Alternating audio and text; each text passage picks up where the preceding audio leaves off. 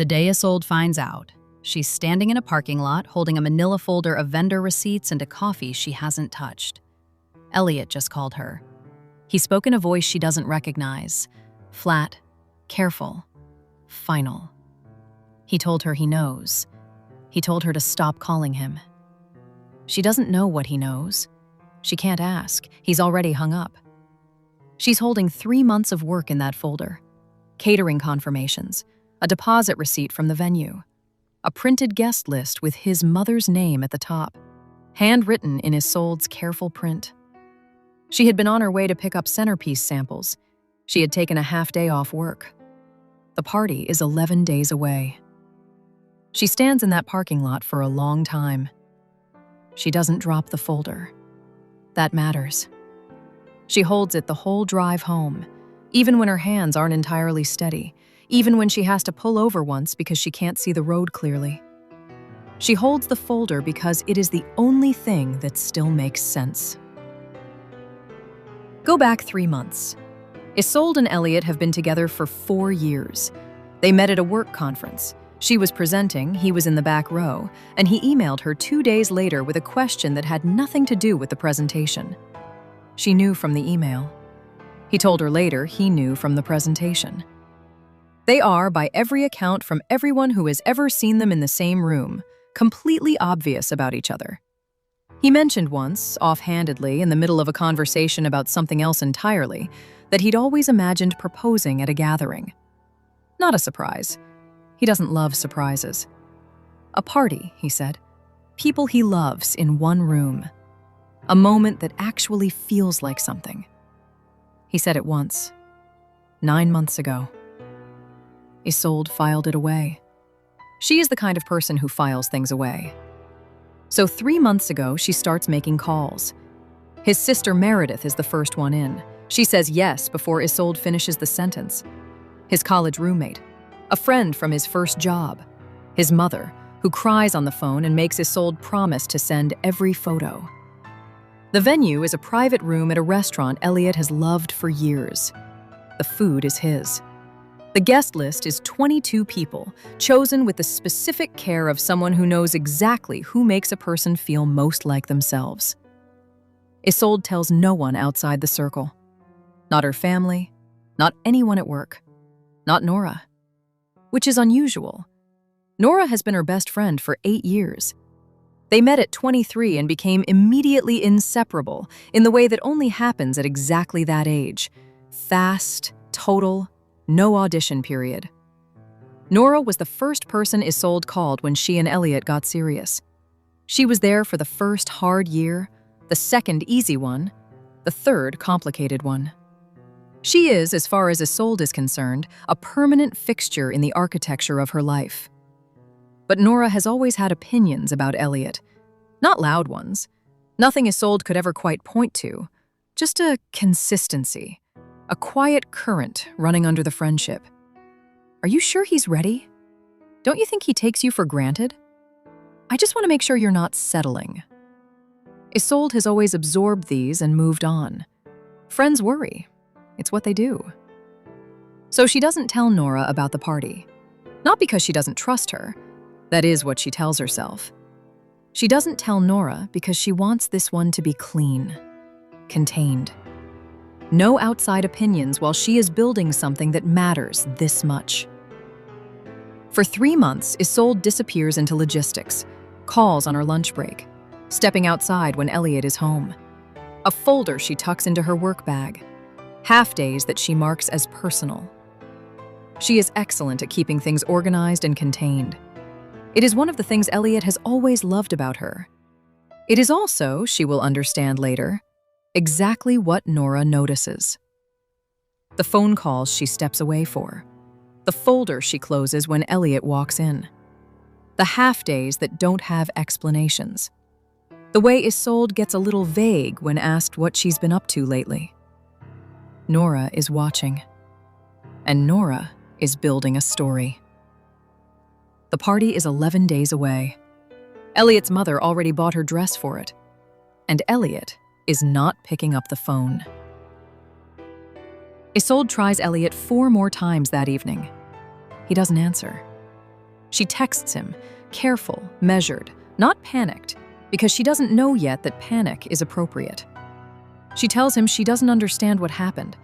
She asks him to call her when he's ready. She puts the phone face up on the kitchen counter and watches it not light up. She tries his sister Meredith. Meredith picks up on the second ring, and before Isolde can say anything, Meredith says, "I know. I'm so sorry. I don't know what she told him." She. Isolde sits down on the kitchen floor. She doesn't choose to. Her legs just stop working. Here is what Isolde knows about Nora, the version she has always held. Nora is funny, sharp in a way that makes rooms feel more alive. She remembers birthdays without being reminded, shows up with food when something goes wrong, and has a talent for saying the exact right thing at exactly the wrong time, which should be an insult, but somehow isn't, because she also always means well. That's the thing Isolde has always believed, that Nora means well. She has had 8 years of evidence for it. They met through a mutual friend at a birthday party in someone's cramped apartment, and by midnight, they'd moved to a corner and were talking about things people usually don't say out loud until year 3 of a friendship. That was Nora's particular gift. She made you feel seen, fast. She asked good questions. She listened like she was memorizing you. Isolde found it disarming. She still does, technically. She's just starting to understand there are different reasons a person might want to memorize you. If you've ever stayed in a friendship longer than you should have because the good parts were so genuinely good, stay with me. This is going somewhere you'll recognize. Subscribe so you don't miss where it lands. The Nora that Isolde knows planned her 30th birthday, talked her through every hard conversation she's ever had with Elliot, and once drove 4 hours at midnight because Isolde called her crying and couldn't explain why. The Nora that Isolde is only now beginning to see did something else, too. She asked, every time things were good, "Are you sure?" Every time Elliot did something kind, something small and right, Nora found the question underneath it. "He's being attentive lately. What happened? He planned a trip? That's not usually like him. You seem happy. I just want to make sure it's real." Isolde absorbed it, dismissed it. She thought it was love. Now, sitting on her kitchen floor with a phone that won't ring, she turns over 8 years of those moments, and they look different in this light. It takes until the next morning to get the full picture. Meredith pieces it together over the phone, pulling from what Elliot told her, what she overheard, what she could confirm. The timeline is short. Nora contacted Elliot 4 days ago. She said she'd been watching Isolde's behavior for weeks and felt she had a responsibility to say something. The disappearing, the calls, the half-days that didn't add up. She told him she didn't want to hurt him. She told him she'd suspected it for longer than she'd admitted to herself. She told him she was sorry. Nora did not contact Elliot once. She contacted him 3 times over 2 days. The first message was vague.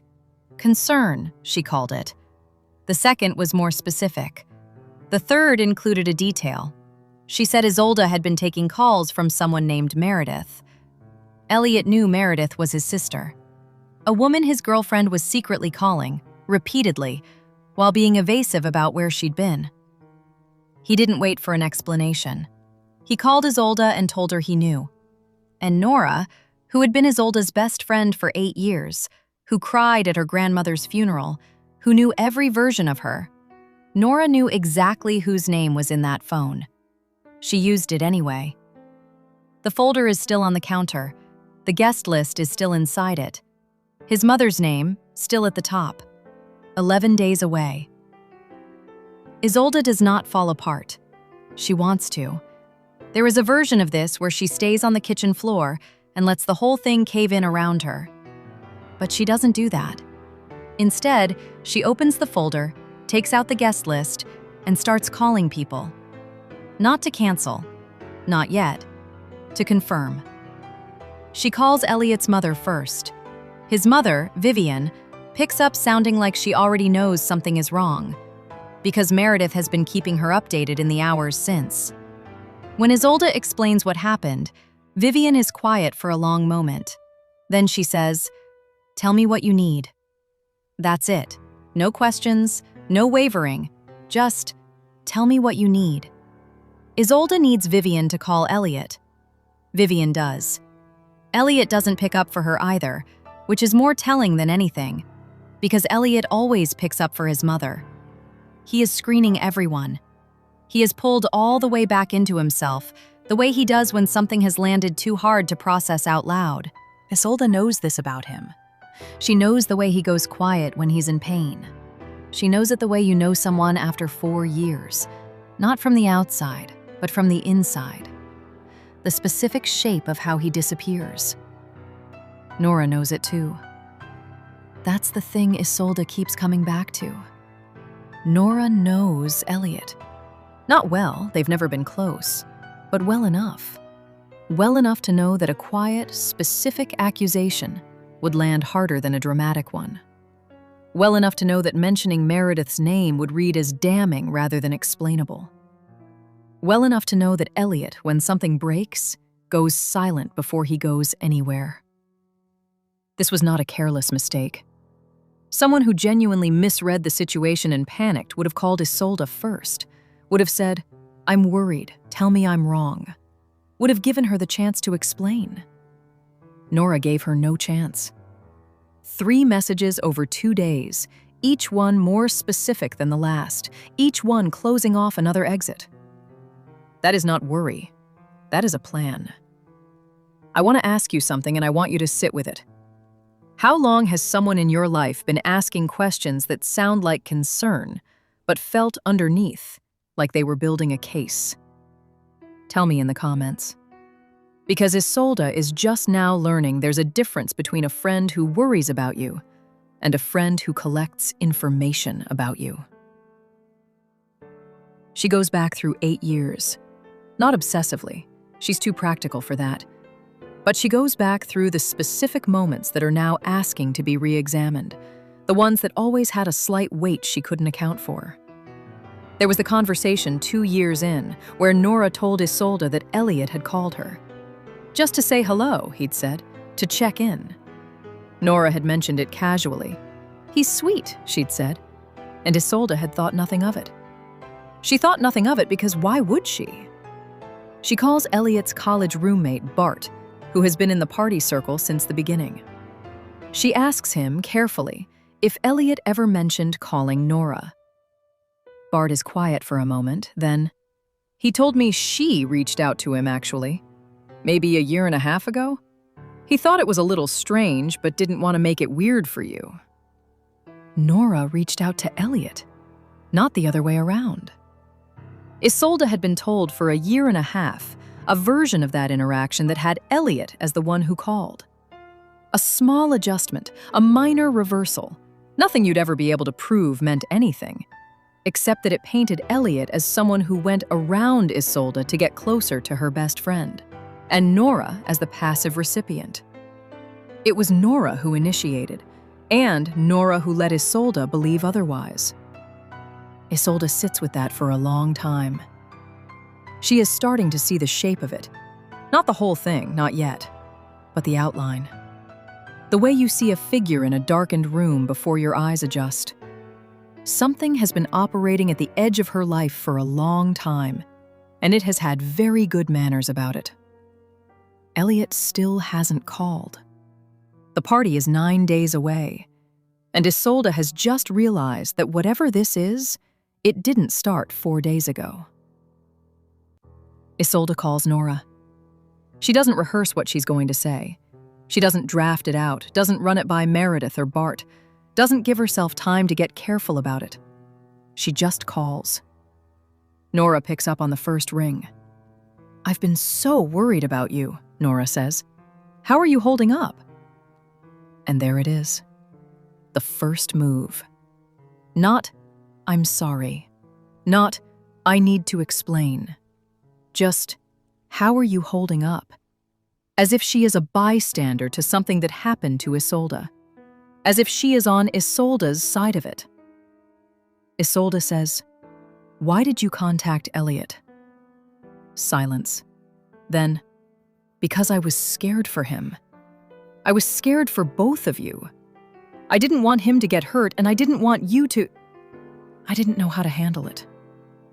You went to him 3 times over 2 days. I know.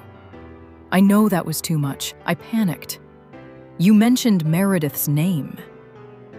Another silence. Shorter this time. I'd heard you say it on the phone. I didn't know it was his sister. I wasn't trying to... You've met Meredith, Nora. You were at the same dinner. 2 years ago, March. You talked to her for 40 minutes about her job. The silence that follows that is a different kind of silence. Not the silence of someone who has been caught off guard. The silence of someone who has just watched a door close that they were counting on staying open. Here is what Isolde knows now that she did not know 72 hours ago. Nora contacted Elliot 18 months ago, reached out first, kept it from Isolde, let Isolde believe the opposite. Nora spent 3 years asking questions designed to create distance, not to start fights, not obviously, just to introduce doubt consistently in the place where trust lives. And 4 days ago, when she had a window, a specific, temporary, explainable window, she walked through it. 3 messages, escalating detail, Meredith's name used not carelessly but precisely, in a way that would land and could later be called a misunderstanding. This is the part where I have to ask you something. Think about the people in your life who've always had concerns about your relationships, who always had a question under the good news, a hesitation under the happiness. At what point does worry stop being care and start being something else? Tell me in the comments, because Isolde thought she knew the answer to that for 8 years, and she was wrong. On the phone, Nora pivots. She says she's sorry. She says she handled it badly. She says she was coming from love, and she knows it didn't land that way, and she wants to help fix it. She asks what she can do. What she can do. Isolde listens to all of it. She doesn't interrupt. She has a particular quality of stillness when she's processing something. Elliot has always loved it, called it her loading face. And she is very, very still right now. When Nora finishes, Isolde says, "Did you know about the party?" Pause. What party? Did you know I was planning something for Elliot? No. What do you mean, a party? Isolde, what are you... Someone told Meredith that you'd figured it out, that you'd seen something on my phone 3 weeks ago when we were at dinner and you'd put it together. This is a lie. Isolde invented it, cleanly, in the moment, to see what Nora would do with a closed door she didn't know was closed. And Nora says, "I didn't see anything on your phone." Not, "What are you talking about?" Not, "What party? I genuinely don't know." Just a denial. Specific, immediate about the phone, when the question had been about whether she knew. She denied the method before she denied the knowledge. Isolde hears it, files it, says, "Okay," and ends the call. She sits in the quiet of her apartment. The centerpiece samples are still in her car. She never made it back to pick them up. They called when she was in the parking lot and she left them at the shop. She'll need to collect them. Or she won't. She doesn't know yet what the next 9 days look like. What she knows is this: Nora didn't panic. Nora didn't misread. Nora looked at something built with care and patience and love, and she walked into the middle of it, deliberately, and set it on fire.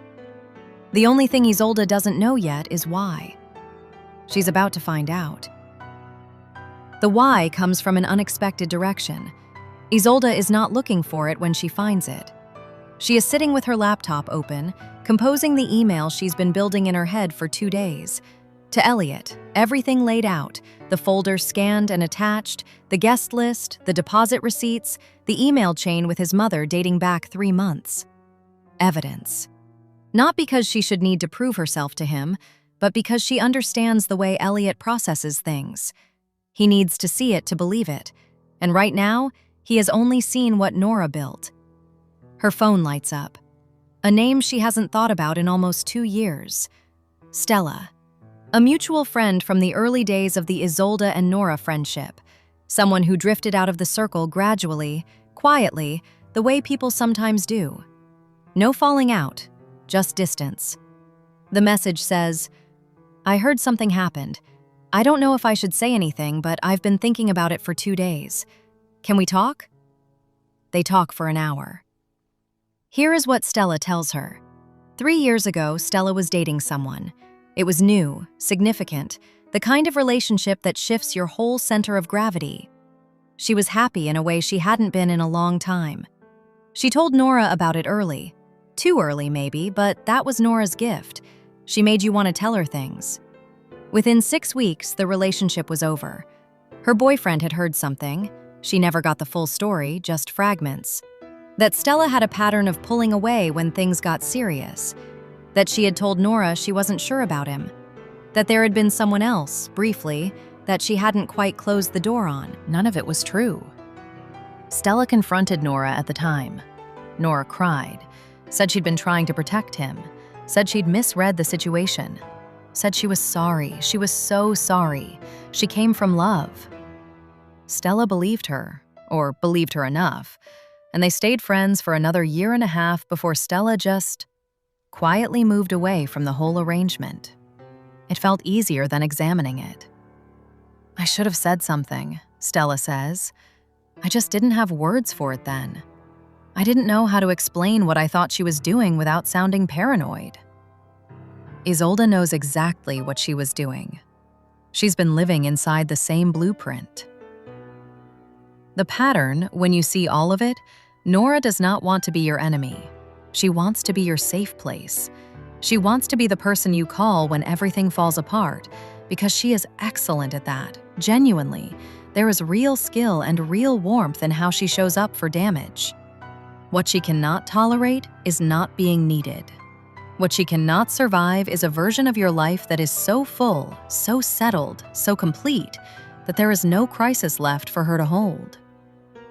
A proposal would not have been the end of Isolde and Nora's friendship, but a marriage, a life locked in at the seams, a partnership so solid it required nothing from the outside, that would have been the beginning of the end of Nora's place in Isolde's world.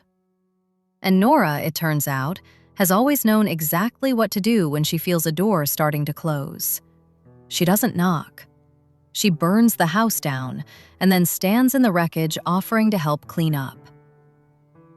While Isolde is on the phone with Stella, another notification comes in. Nora has messaged 4 more people from their shared circle. Isolde finds out through 2 of them who forward her the messages within the same hour. The concern, the careful wording, the same performance of reluctant honesty. She is widening the story, making it harder to undo. Each message she sends is another stone placed on the structure she's built, and she is placing them fast now, which means one of 2 things. Either she's panicking, or she doesn't think Isolde has figured out enough to stop her. Isolde finishes the email to Elliot. She attaches everything: the receipts, the guest list, the email chain with Vivian, a screenshot of the exchange with Bart about who called who 18 months ago. She writes it plainly. No performance, no pleading. Just, here is what I was doing. Here is what she did. Here is what I've since found out. Read it when you're ready. She sends it. Then she picks up the phone and calls Nora back. Not to explain herself. Not to ask for anything. Just to let Nora talk long enough to show her exactly how far she's willing to go. She goes further than Isolde expected. When Isolde calls Nora back, she says almost nothing. She asks one question. What exactly did you think was going on? And Nora talks. She talks for a long time. At first, it is still the rehearsed version, the concern, the loyalty, the reluctant honesty. But Isolde doesn't fill the silences. She just waits. And Nora, without the friction of someone pushing back, without a reaction to perform for, starts to slip. She says, I just knew something was off. I could feel it. She says, He deserved to know what kind of person he was committing to. She says, "You were always going to choose him over me eventually. I could see it happening." There it is. Not, "I was protecting him." Not even, "I was protecting myself." Just, she could see it happening. The math of it, plainly stated. Elliot was going to become permanent, and permanent meant Nora became optional, and Nora had decided somewhere along the way that she would not allow herself to be optional. She knew about the party. She doesn't say it directly, but when Isolde says quietly, "The party was for him, Nora," the silence is not the silence of someone hearing new information. It is the silence of someone who has just run out of a story they've been maintaining. "I didn't know that," Nora says finally. But she says it too late. And she says it in a voice that has already stopped trying to convince. Isolde says, "I know," and ends the call. Elliot reads the email at 11:17 that night. Isolde knows this because her phone rings at 11:19, and it is him. And when she picks up, he says her name the way he says it when something has broken open in him. Not loudly, not with relief, just with the weight of someone who has been holding something wrong-shaped and has finally set it down. He had read everything. The catering confirmation, the deposit, the guest list with his mother's name at the top, the email chain, 61 messages between Isolde and Vivienne, going back 3 months, in which his mother referred to Isolde in the third line as "my future daughter-in-law," and Isolde had written back simply, "I hope so." He doesn't apologize for not picking up the phone, because Elliot is not someone who apologizes before he means it. He will mean it later, and he will say it properly, and Isolde knows this about him. Instead, he says, "Tell me about the party." So she does. She tells him about the call with Meredith that made her cry in the car, about his college roommate immediately saying yes, about his mother buying a dress, about the restaurant, the room, the 22 people who had all kept a secret for 3 months because they love him, and they love the way he loves her. He listens to all of it without speaking. Then he says, 9 days? 7 now, she says. Okay, he says. And that one word carries everything they don't have language for yet. The apology, the relief, the grief of what Nora took from the middle of this. The understanding that there will be more to process than one phone call at midnight can hold. But also, okay, we are still here. This is still ours. The party happens. Not perfectly. How could it after everything? Elliot's mother cries twice before they even sit down. Bart gives a toast that goes 4 minutes too long. The centerpiece samples that Isolde finally retrieved from the shop are slightly wrong, in a way no one notices except her. And in the middle of it, in a room of 22 people who kept a secret with her, Elliot takes the folder, the one she held in the parking lot, the one she couldn't put down, and he holds it for a moment. Just holds it. Then he looks at her the way he has always looked at her, which is to say, obviously. He proposes the way he always said he wanted to, in a room full of people he loves. She says yes before he finishes the sentence. Nora is not there. She is not invited. There is no dramatic confrontation, no final scene, no door slammed for effect. Isolde simply stops. Stops calling. Stops explaining. Stops making space. Some endings don't need a speech. Some people show you exactly who they are, and the only response that makes sense is to believe them. This is the thing about someone who needs you to be in crisis to feel close to you. They will always, eventually, create the crisis themselves.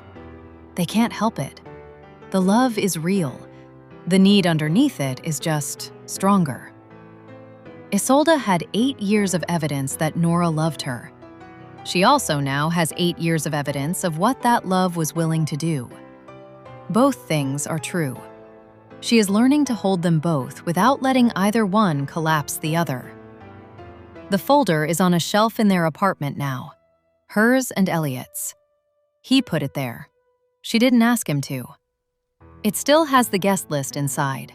Still has his mother's name at the top in Isolde's careful print. He says it's the most romantic thing anyone has ever done for him. She thinks about the parking lot sometimes. How she stood there, in the middle of something that had just been broken, and held on to the proof that it was real. She is glad she didn't drop it. Some things survive being stood in a parking lot with. The good ones do anyway. If you've ever been the person in that parking lot, holding on to something real while someone else worked overtime to make it look like a lie, this one was for you. The next story I'm covering is about a family that found out, at a reading of a will, that one of them had been quietly rewriting the story for 30 years. If you want to be there for that, I'll see you in the next one. I'm Hani. People always show you who they are. Wet Teddy just slows it down. I'll see you in the next one.